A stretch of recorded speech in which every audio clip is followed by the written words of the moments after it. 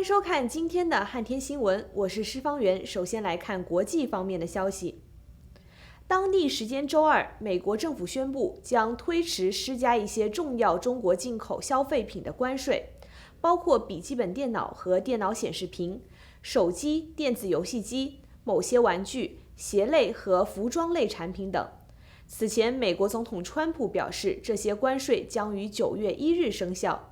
现在这一日前被推迟至12月15日。A major announcement in the U.S.-China trade war. The Trump administration now says planned tariffs on $300 billion worth of Chinese consumer goods scheduled to start September 1st have now been delayed and will likely begin December 15th. Markets rebounded on the news Tuesday morning. President Trump spoke with the press shortly after. We had a very good talk yesterday with China, a very, very productive call. I think they want to do something. I think they'd like to do something. Unlike last year's tariffs on mostly industrial materials, this round was supposed to target items like cell phones, toys, and clothes. Analysts point out the president hopes to run on a strong economy in 2020. This feels like we were eyeball to eyeball with China, and the president just blinked. As consumers breathe a sigh of relief about their holiday budgets, American farmers remain frustrated and worried. Chinese companies have retaliated against the tariffs by refusing to import American agricultural products. There's a lot of financial strain. Farmers are not arguing we shouldn't hold China accountable. Farmers are saying, let's have a plan. We should be getting the rest of the world united with us. In Washington, I'm Whitney Wild.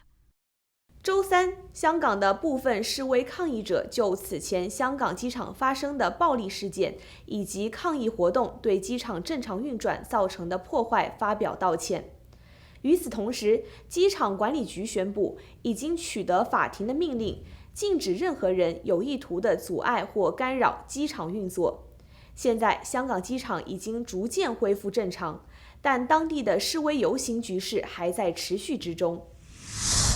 Hong Kong's international airport getting back to business after massive protests and demonstrations paralyzed this major international hub. A few protesters remain behind me now, but this was a very different situation just 24 hours ago. After 2 days of sit-ins from anti-government protesters and violent clashes with police, the Hong Kong airport is attempting to get things running back on schedule. Protesters blocked the main departure terminal, forcing almost 1,000 flights to be canceled and stranding passengers in the world's 8th largest airport. Funds are running low. I'm a student, so I don't know how much longer I could live in Hong Kong. Some of the protesters held signs Wednesday apologizing for the violence and disruption, but not for the movement itself. China condemned the protesters, referring to their actions as terrorism. I think between the Hong Kong SAR government and the central government in Beijing, something needs to be done very soon to restore law and order in Hong Kong. Something needs to be done. We are reaching a tipping point. Protests started back in June in opposition to an extradition bill that some in Hong Kong feared would allow dissidents in Hong Kong to be prosecuted in mainland China. The bill has since been shelved, but the civil unrest hasn't ended, culminating in this week's airport shutdown. It shows how Hong Kong people determine and continue our fight and put pressure on Beijing and also Hong Kong government officials. Now, even though things are looking like they're getting back to normal here at the airport and things are peaceful here in another neighborhood in Hong Kong, Sham Shui Po, which saw violent clashes between protesters and riot police over the weekend, things are kicking up there right now. Tear gas has been deployed, and again, this protest movement, which is now in its 11th week here, is not letting up anytime soon. Cherise Pham in Hong Kong.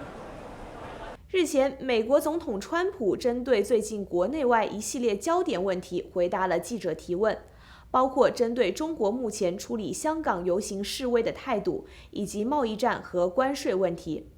他对未来的国际关系发展依然表示乐观，希望最终能够达成对各方都有利的解决方案。Revealing what may be sensitive national security information in a tweet, President Trump inserted himself into the growing crisis in Hong Kong. As the protests there were becoming more violent, the president hinted China may be about to take action, tweeting, Our intelligence has informed us that the Chinese government is moving troops to the border with Hong Kong. Everyone should be calm and safe.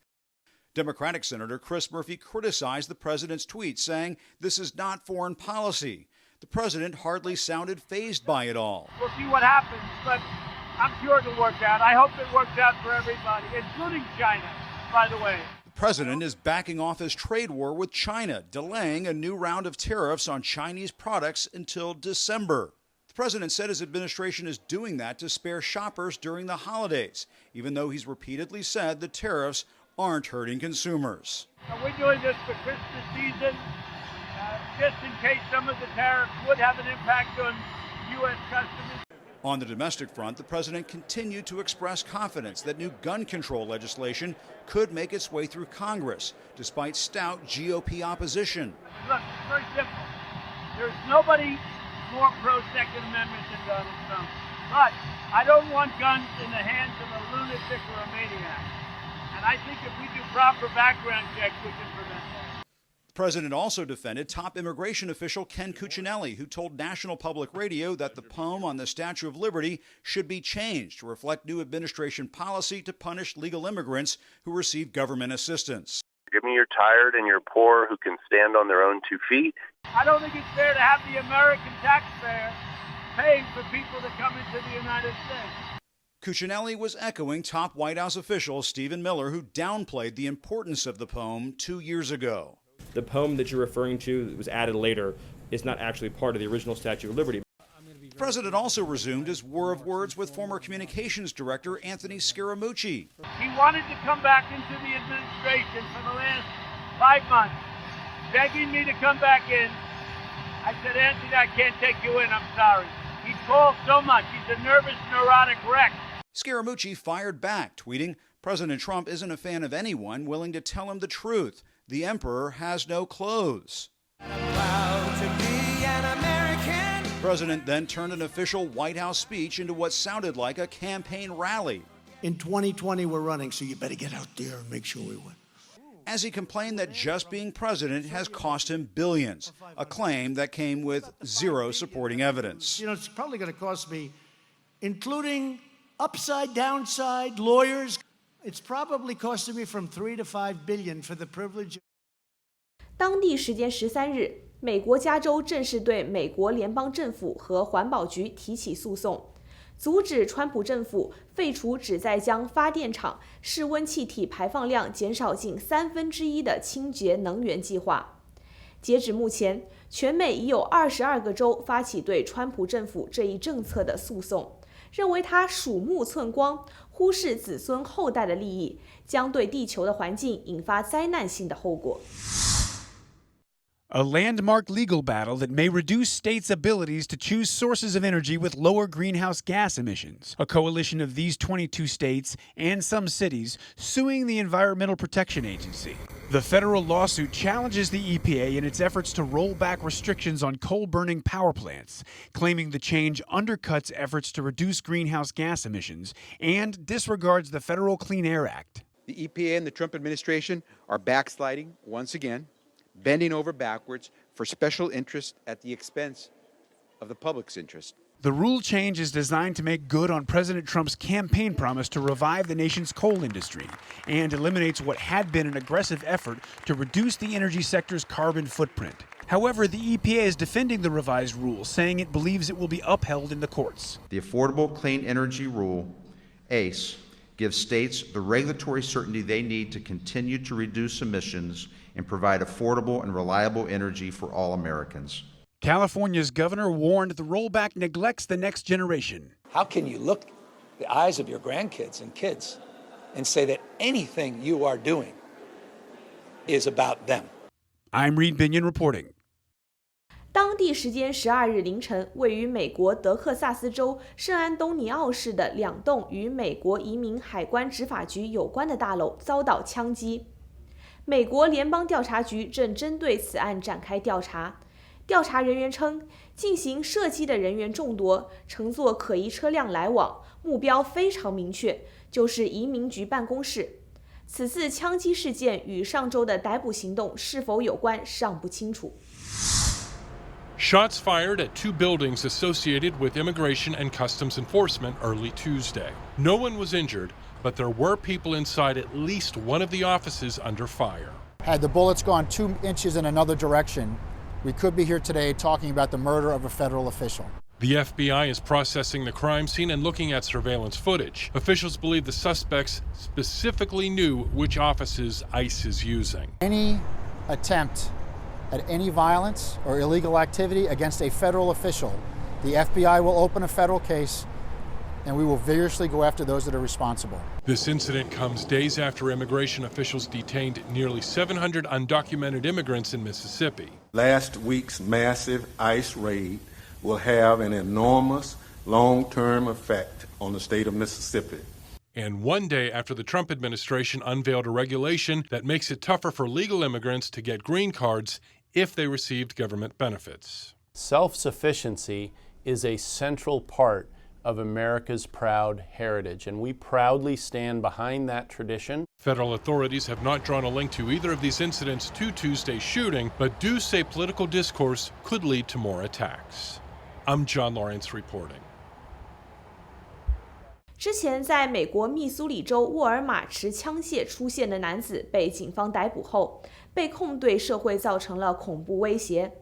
日前，这名20岁男子面对镜头回答了记者的问题，称他已经意识到自己的错误，并且表示过从未真正打算对社区造成任何伤害。I didn't think that anyone was going to get scared. Dmitry Andreychenko, dressed in fatigues and armed up with a tactical rifle, a pistol, and 100 rounds of ammo. He walked into the Walmart neighborhood market to take advantage of his Second Amendment right and Missouri law to carry a gun openly. He says he was right about people's reactions. At first, they didn't seem alarmed, but then the fire alarm was pulled. No one looked like they were scared. No one looked frightened. There was no one screaming. No one was getting trampled. It just looked like a very civil evacuation of the building. He tells us at first he didn't realize the mass exodus was because of him until he found himself held at gunpoint by a well-trained military veteran and concealed carry permit holder. It was foolish. I didn't give it thought. He also says the shootings in El Paso and Dayton that were fresh in most people's minds never entered his mind, and now he regrets his timing. I just want people to know that I'm not a bad person. I would never, ever hurt anyone. But Andreychenko says he now realizes he could have been shot. Praise God that he was trained and that he was able to see that I wasn't threatening anyone and didn't shoot me. Andreychenko says he even talked to a Walmart manager on his way there. I called Walmart to make sure this was allowed, and they said it was. So if open carry. Yeah, like in their long rifles. I called and asked if I can open carry a long rifle. So. And they said you could? Yeah. I had my phone out just in case if a manager asked me to leave, that proof that I was cooperating. And I put my vest on, grabbed my gun, grabbed a shopping cart. His attempt to defend his gun rights now has him defending his motive and actions. That's not how I wanted to be perceived. 休息一下，马上回来。